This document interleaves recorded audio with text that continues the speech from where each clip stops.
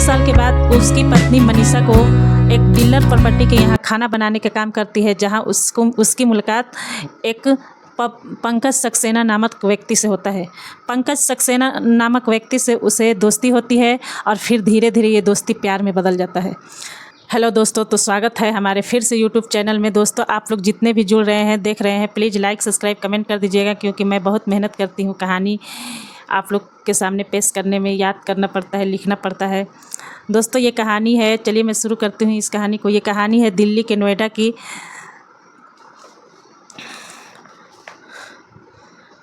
पति पत्नी और वो अवैध संबंध के लिए 16 साल की शादी को खून कर देती है। नोएडा में 26 जून को नाले में बोरे के अंदर अज्ञात व्यक्ति के शव की पहचान हो गई।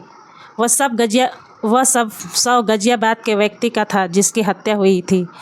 पत्नी ने अपने प्रेमी के साथ मिलकर उसकी हत्या कर दी। ये कहानी नोएडा के सफरदाबाद के 26 जून को एक व्यक्ति का शव नाले में सिले हुए बोरे में मिलता है। काफ़ी समय प्रयास के बाद जब शव की शिनाख्त नहीं हो पाई, दिल्ली के NCR समेत अन्य जिलों के थानों में गुमशुदगी की जानकारी जुटाकर उनकी परिजनों की संपर्क कर रही थी। इंदिरापुरम थाने ने सोमवार को फ़ोन करता है नोएडा पुलिस से संपर्क कर बताया कि बिहार के वैशाली जिले के निवासी पप्पू सिंह के शव है। 2008 में हुई थी शादी पप्पू और मनीषा की। 13 साल का एक बेटा है। करीब 2 साल पहले मनीषा की मुलाकात पंकज सक्सेना से होती है। दोनों एक प्रॉपर्टी डीलर के यहाँ खाना बनाने के लिए काम करते हैं। एक दूसरे के संपर्क में आने के लगे। मनीषा आगे की ज़िंदगी पंकज के साथ ही जीना चाहती थी।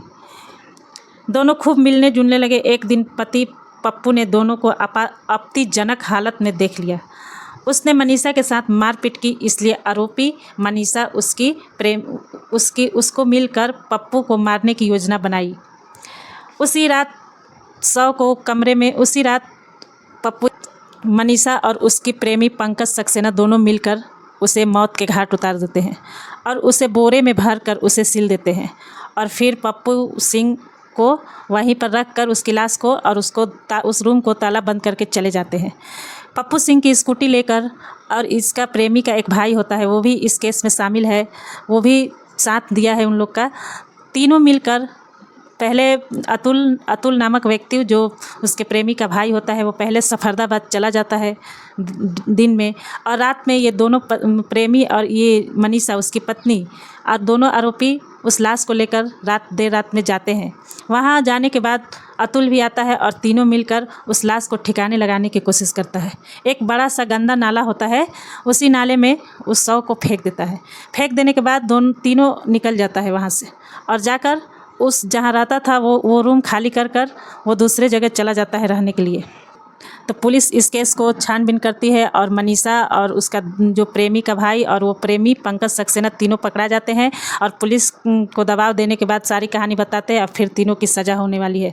तो कैसी लगी हमारी ये क्राइम कहानी दोस्तों, प्लीज़ कमेंट करके आप लोग रिप्लाई दे सकते हैं। तो मिलते हैं, इससे मैं लेकर आऊँगी एक क्राइम कहानी। तब तक के लिए बने रहिए हमारे चैनल पर। जय हिंद।